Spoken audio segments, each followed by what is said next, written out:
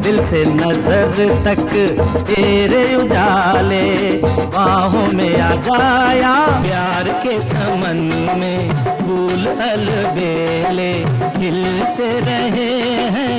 न रूठो हमें पास आने भी दो, चलो हम गुनहगार। हिंदी सिनेमा का वो जमाना जब हर चेहरा अपनी कहानी कहता था और हर किरदार सिनेमा के पर्दे पर अपनी छाप छोड़ता था। उस दौर के सितारे अपनी सादगी और हुनर से दर्शकों के दिलों पर अमिट छाप छोड़ गए। इस सुनहरे दौर में एक नाम उभरा जिसने अपनी शख्सियत और अदाकारी से लोगों का ध्यान खींचा, लेकिन किस्मत की बेरुखी ने उन्हें मायूस कर दिया। ये दास्तान है त्रिलोकीनाथ पराशर की, जिन्हें दुनिया ने प्रेमेंद्र के नाम से जाना। उनकी कहानी उस दौर की है जब सितारे बुलंदियों पर जाते थे, लेकिन कभी कभी सितारों की रोशनी वक्त की गर्द में भी दब जाती थी। तेरे होठों को, तेरी लाली को, तेरे यौवन की हरिया, नाजुक मोड़ जवानी का है, कहीं भटक ना जाना।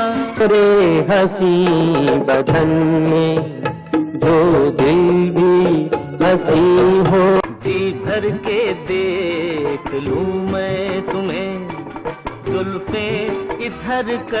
प्रेमेंद्र का जन्म 2 सितंबर 1942 को उत्तर प्रदेश के फतेहपुर सिकरी में हुआ। उनका परिवार न सिर्फ आर्थिक रूप से मजबूत था, बल्कि शिक्षा के क्षेत्र में भी उनकी गहरी जड़ें थीं। उनके पिता मुरारीलाल पराशर 1958 में फतेहपुर सिकरी म्युनिसिपल बोर्ड के अध्यक्ष रहे। परिवार की परंपराओं और पिता के सपनों के विपरीत प्रेमेंद्र का दिल बचपन से ही अदाकारी की तरफ खिंचता चला गया। वो घंटों फिल्मों के किरदारों को देखकर उन्हें खुद में बसाने की कोशिश करते थे। पिता को उनका ये शौक रास नहीं आया। उन्होंने अपने बेटे के लिए डॉक्टर बनने का सपना देखा था, लेकिन प्रेमेंद्र ने अपने पिता के सपनों को पूरा करने के बजाय अपने जुनून को अपनाया। आगरा में पढ़ाई के दौरान ही प्रेमेंद्र का रुझान अभिनय की ओर था। वो सिनेमा की दुनिया में कदम रखने का सपना देखते थे। उस वक्त के मशहूर अभिनेता और निर्माता निर्देशक उन्हें प्रेरित करते थे। 1976 में उन्होंने मुंबई की तरफ रुख किया। उस समय सिनेमा की दुनिया अपनी अलग पहचान बना रही थी और युवा अभिनेता अपनी किस्मत आजमाने मुंबई आते थे। प्रेमेंद्र भी इन्हीं सपनों को लेकर माया नगरी पहुंचे, लेकिन उन्होंने ये तय कर लिया था कि वो किसी भी सूरत में अपने हुनर के साथ समझौता नहीं करेंगे। मुंबई में कदम रखने के बाद उन्होंने अभिनय की बारीकियां समझने के लिए film and television institute of India में दाखिला लिया। 3 साल तक उन्होंने यहाँ अपनी प्रतिभा को तराशा। इस दौरान वहाँ के मशहूर फिल्मकार अक्सर नए चेहरों की तलाश में आते रहते थे। ऐसे ही एक मौके पर फिल्मकार हरसुख भट्ट की नजर उन पर पड़ी। हरसुख ने उन्हें देखकर कहा, ये चेहरा तो धर्मेंद्र और मनोज कुमार का मेल है। उन्होंने अपने भाई विजय भट्ट से कहा, जैसे तुमने मनोज कुमार को स्टार बनाया है, वैसे मैं इस लड़के को स्टार बनाऊंगा। यहाँ से प्रेमेंद्र की किस्मत का सितारा चमकना शुरू हुआ।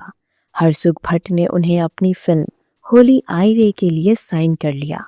ये फिल्म उस समय के सामाजिक और पारिवारिक मूल्यों पर आधारित थी। फिल्म की कहानी के साथ साथ प्रेमेंद्र का किरदार भी दर्शकों को खूब भाया। उनकी दूसरी फिल्म दीदार थी, जिसे जुगल किशोर ने निर्देशित किया। खास बात ये थी कि दोनों फिल्में एक ही दिन रिलीज हुई और दोनों ही हिट रहीं। उनकी पहली फिल्म होली आई रे में एक गाना, मेरी तमन्नाओं की तकदीर तुम सवार दो, प्यासी है जिंदगी और मुझे प्यार दो, काफी मशहूर हुआ।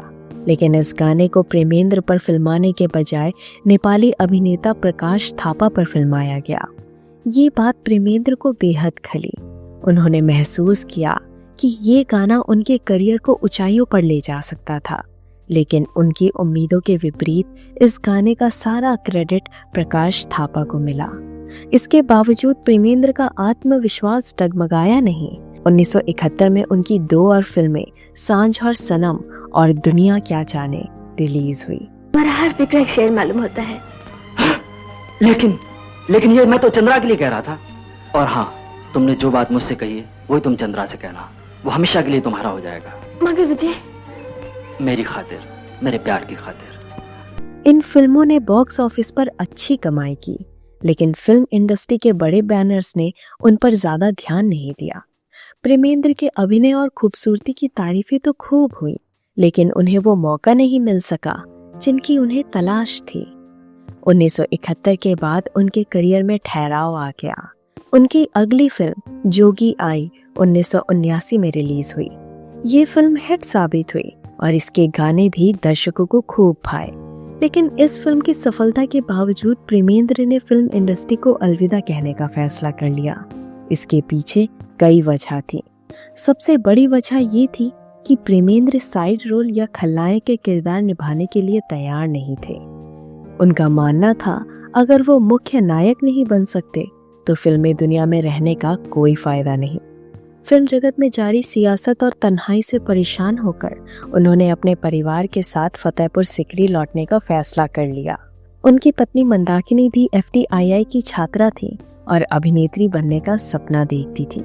लेकिन पढ़ाई के दौरान दोनों के बीच मोहब्बत हुई और मंदाकिनी ने अपने करियर को छोड़कर प्रेमेंद्र के साथ घर बसाने का फैसला कर लिया। फतेहपुर सिकरी लौटने के बाद प्रेमेंद्र ने अपने जीवन को सादगी और परिवार के साथ बिताने का रास्ता चुना। उन्होंने फिल्मों से नाता पूरी तरह से तोड़ लिया। हालांकि उनके बच्चों ने फिल्मी दुनिया में अपनी किस्मत आजमाई। उनके बेटे ऋषि और बेटी अंजलि ने फिल्मों में कदम रखा और उनकी अगली पीढ़ी ने भी सिनेमा की दुनिया में अपना योगदान दिया। प्रेमेंद्र की कहानी एक ऐसे अभिनेता की है जो अपने हुनर और मेहनत से ऊंचाइयों तक पहुंच सकता था, लेकिन हालात और इंडस्ट्री की सियासत ने उन्हें वो मुकाम नहीं दिया जिसके वो हकदार थे। उनके चाहने वालों का मानना है कि अगर उन्हें सही मौके और सपोर्ट मिलता तो वो बॉलीवुड के चमकते सितारों में शामिल होते। आज जब हम उनके सफर को याद करते हैं तो ये साफ नजर आता है कि उन्होंने अपने उसूलों और खुददारी से कभी समझौता नहीं किया। उनका ये सफर भले ही छोटा रहा हो, लेकिन उन्होंने अपनी शख्सियत और अदाकारी से दर्शकों के दिलों में अपनी जगह बना ली।